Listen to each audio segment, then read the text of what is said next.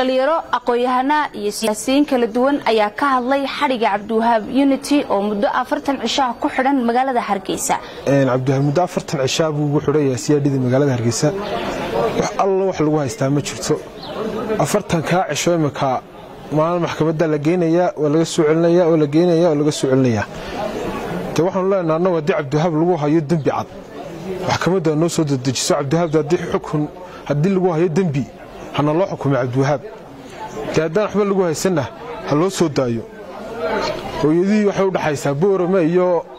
magaalada Hargeysa safar bay ku jirtaa muddo 40 cisho maxkamadda siyaadada inta reer wuxuu u dhaxeeyaa laamida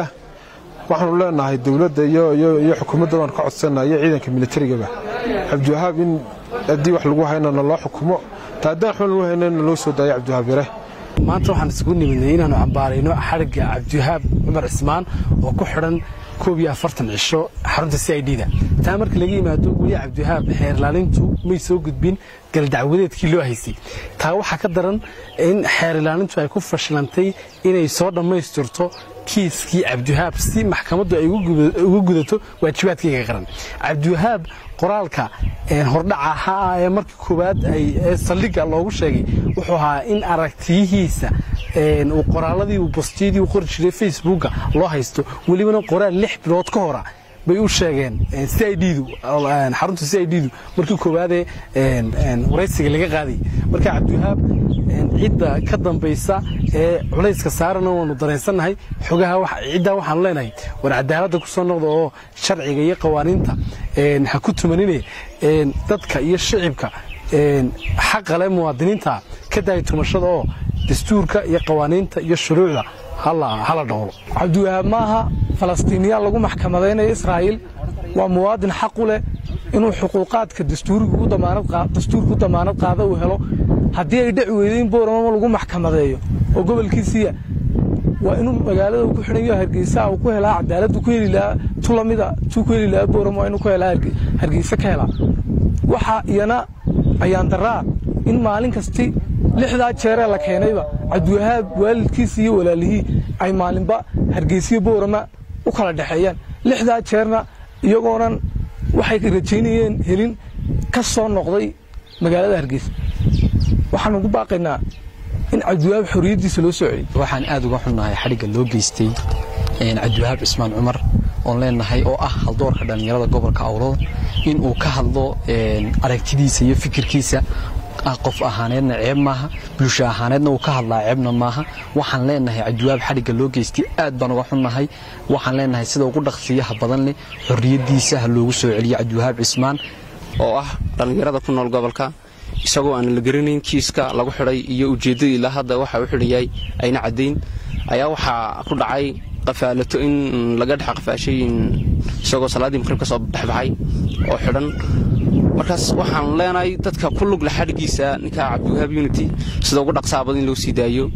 waxaan mid kale waxaan maqlay in kolba maxkamad la geeyo ama kolba meel la geeyo oo wax ka soo baxaya oo natiijo aan jirin ilaa imika wuxuu xiran yahay ilaa muddo ku dhow biliyo bad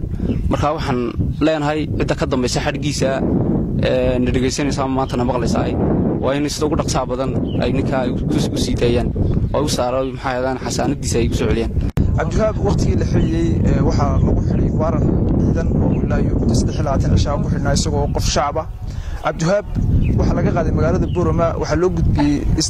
waqtigii la xiliyay magaalada Hargeysa isagoo ay Boorama laga qaaday Boorama ay ku yaalaan xarumihii garsoorka iyo cadaaladdu dhamaantood xafiiska xeer ilaalinta xafiiska maxkamadihii degmada gobolka iyo raxbaankuba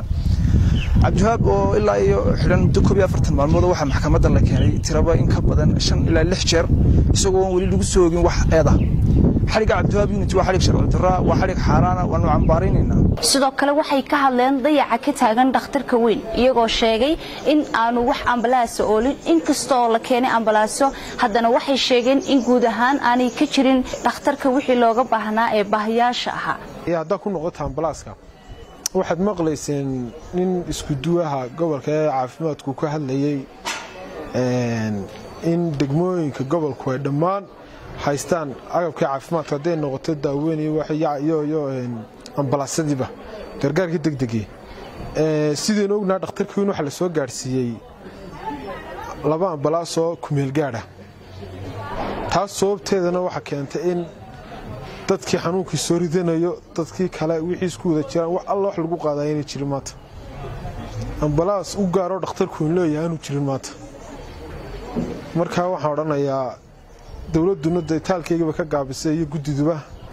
markaa waxaan leeyahay wasaaradda caafimaadka iyo dowladdaba dhakhtarka weyn ee magaalada Boorama dib ha loo soo fiiriyo inta kale ku daray wax weeyaan ganacsatada magaaladu waa hogaankii gobolka haddii dowladda noqoto iyo haddii ay gobolka noqoto iyaga gobolka haddii maanta dayac badan ka jiro iyaga la doonaya inay ka saaraan ganacsatada waxaan leeyahay burco waad arkaysaan tii ka socotay in loo kala tartamayay waxaan idinku nagu faraynaa in adigu tartanka nagala soo qayb gashaan Nimco Cumar Xuseen Sahan TV